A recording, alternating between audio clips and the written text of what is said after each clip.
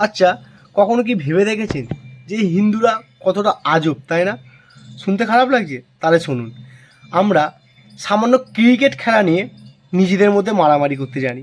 আচ্ছা, আমরা ফুটবল খেলা নিয়ে মারামারি করতে জানি নিজেদের মধ্যে। আমরা কোনো স্বার্থলোভী রাজনৈতিক দল নিয়ে আমরা নিজেদের মধ্যে মারামারি করতে জানি। আমরা সামান্য চা খাওয়া নিয়ে মারামারি করতে পারি, জমি জায়গা নিয়ে মারামারি করতে পারি। কিন্তু যখন নিজেদের ধর্ম রক্ষার্থে, নিজেদের ধর্মের মানুষকে বাঁচানোর তাগিদে আমরা কিন্তু মারামারি করতে জানি না। আর কত সেকুলারগিরি করবেন? এবার ছাড়ুন, বন্ধ করুন। আগে নিজে বাঁচুন, নিজের ধর্মকে বাঁচান। অনেক সময় পাবেন সেকুলারগিরি করা, রাজনৈতিক দল নিয়ে মারামারি করা, খেলা নিয়ে মারামারি করার। ধর্মীয় একবার যদি এই ধর্মীয় ভাব আপনার মধ্যে চলে যায় বা আপনার ধর্ম যদি নাই থাকে, তাহলে কিন্তু মারামারি করার কিচ্ছু থাকবে না। আপনি যে ঘরটায় আছেন সেই ঘরটাই হয়তো থাকবেন না।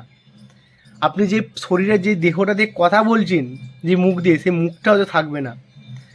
এই যে গলার লকেটটা দেখতে পাচ্ছেন রুদ্রাক্ষ দিয়ে, এইটা পরার আপনার সেই সময়টা থাকবেন না।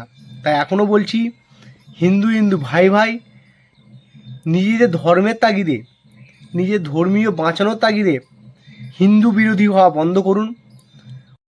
না হলে দেখবেন যেটা আজ বাংলাদেশে হচ্ছে, সামান্য বাংলাদেশ তো দূরের কথা, আজ আমাদের দেশে ইন্ডিয়ার মুর্শিদাবাদে হচ্ছে। ভাবুন, পশ্চিমবঙ্গের মুর্শিদাবাদ, কালকে আপনার বেল্লুবিতে হবে না তার কোনো গ্যারান্টি আছে?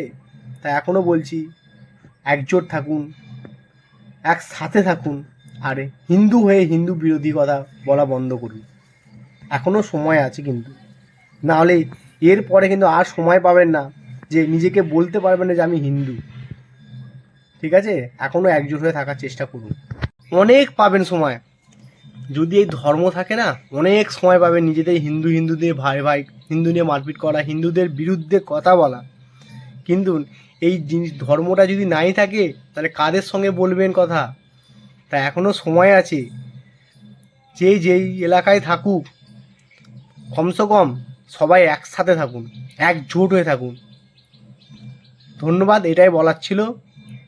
আশা করি ভিডিওটা আপনাদের ভালো লেগেছে। কিন্তু এইটা ভিডিও নয়, এটা একটা বার্তা আপনাদের কাছে আমি পৌঁছে দিলাম।